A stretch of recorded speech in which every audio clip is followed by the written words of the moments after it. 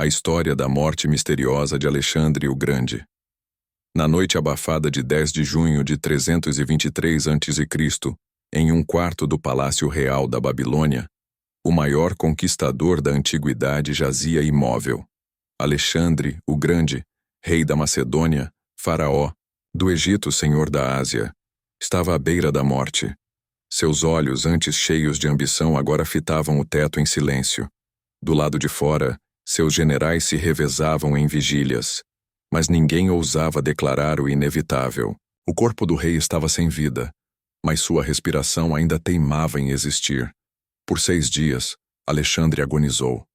Sem falar, sem se mover, como um deus que havia sido traído pelo próprio destino, mas como um homem tão jovem, com apenas 32 anos no auge de seu poder, morreu de forma tão lenta e misteriosa. A pergunta ecoa há mais de 2 milênios, e a resposta talvez nunca seja definitiva. Mas as pistas que restaram, espalhadas entre historiadores, textos antigos e especulações modernas, nos permitem montar um quebra-cabeça fascinante. Homem que quis ser Deus. Antes de sua morte, Alexandre havia feito o impossível. Em apenas 13 anos, criou um império que se estendia da Grécia até o Vale do Indo, unindo culturas sob um só comando.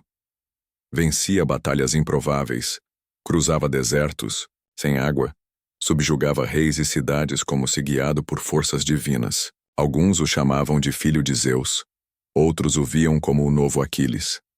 Alexandre começou a acreditar nisso também. Mandou cunhar moedas com sua imagem como a de um deus, exigiu adoração de seus súditos e acreditava ser invencível. Mas os deuses, como ensina a tragédia grega, não toleram a arrogância dos mortais. Os últimos dias. Na primavera de 323 a.C., Alexandre estava em Babilônia, planejando novas campanhas, talvez contra a Arábia ou até a Península Itálica. Mas algo estranho começou a acontecer. Durante um banquete em homenagem a seu amigo e almirante Nearco, Alexandre bebeu bastante vinho. Em determinado momento, segundo relatos de Plutarco e outras fontes antigas, ele soltou um grito de dor repentina, como se algo o tivesse perfurado internamente. Desde então, sua saúde declinou rapidamente. Febre intensa, dores abdominais, paralisia progressiva. Nos dias seguintes, perdeu a fala e o movimento. Nenhum dos médicos, nem mesmo os mais experientes que o haviam acompanhado nas campanhas, conseguiu explicar o que estava acontecendo. Quando seus soldados exigiram vê-lo, Alexandre mal conseguiu erguer a mão. Ainda assim, segundo alguns relatos, sorriu para os homens que o haviam seguido por todo o mundo. No dia 10 de junho, morreu. Ou talvez tenha sido declarado morto. Cedo demais. A morte lenta. Um dos aspectos mais intrigantes é o tempo que levou até seu corpo mostrar sinais de decomposição. Os relatos afirmam que, mesmo dias após sua morte, o corpo de Alexandre permanecia intacto, sem odor, sem mudanças, visíveis. Para muitos era uma prova de sua divindade. Para os céticos modernos, talvez fosse sinal de algo mais terrível. Alexandre pode ter sido enterrado vivo. As teorias da morte são as seguintes: febre tifoide ou malária. Uma das hipóteses mais aceitas entre os historiadores é que Alexandre foi vítima de uma febre infecciosa. A região da Mesopotâmia era infestada de mosquitos e doenças tropicais. A descrição dos sintomas bate com a febre tifoide. Dores intensas, febre, fraqueza, delírio e morte lenta. Pancreatite ou hepatite. Outra teoria médica aponta que Alexandre sofria de pancreatite aguda, talvez agravada pelo consumo excessivo de álcool. Outras fontes sugerem hepatite viral, que também pode levar a sintomas semelhantes aos relatados. Doença autoimune ou neurológica. Uma hipótese moderna mais curiosa é que Alexandre pode ter tido a síndrome de Guillain-Barré, uma condição autoimune que causa paralisia progressiva. Isso explicaria por que seu corpo parecia morto enquanto ele ainda podia estar consciente, incapaz de se mover, falar ou reagir. Envenenamento. A teoria mais envolvente e conspiratória é a do assassinato.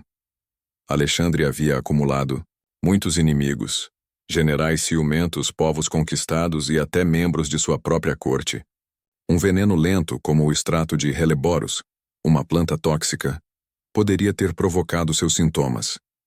A lentidão da morte encaixa com essa hipótese, mas há um problema. Os venenos da época geralmente agiam rápido demais. Ainda assim, a suspeita paira como uma sombra sobre seus últimos dias, o legado e o mistério. Após sua morte, seus generais perguntaram: a quem deixas o império? Alexandre, segundo a tradição, teria respondido: ao mais forte. Essa frase lançou o mundo em caos. Sem um herdeiro legítimo adulto, seu filho com Roxana ainda não havia nascido, seu império foi dividido entre seus generais, os diádocos, que travaram guerras sangrentas durante décadas. O corpo de Alexandre também foi alvo de disputa. Inicialmente seria levado à Macedônia, mas foi desviado para o Egito por Ptolemeu, que queria legitimar seu domínio. Seu túmulo, em Alexandria, se tornou um local sagrado e político, visitado por César, Augusto e outros líderes. Mas com o tempo, o paradeiro de seus restos mortais se perdeu. Até hoje, ninguém sabe ao certo onde está o túmulo de Alexandre, o Grande. A morte de Alexandre não foi apenas o fim de um homem, mas o começo de uma lenda. Um império desfeito, um corpo que não apodrece, uma resposta ambígua sobre seu sucessor. Os ecos de sua vida e morte atravessam os séculos, entre historiadores, caçadores de tumbas e teóricos da conspiração. Terá sido vítima de uma doença tropical? Um plano político? Ou teria sido punido pelos deuses por desafiar os céus? Única certeza é que Alexandre vive, não em carne, mas no mistério eterno que envolve sua morte.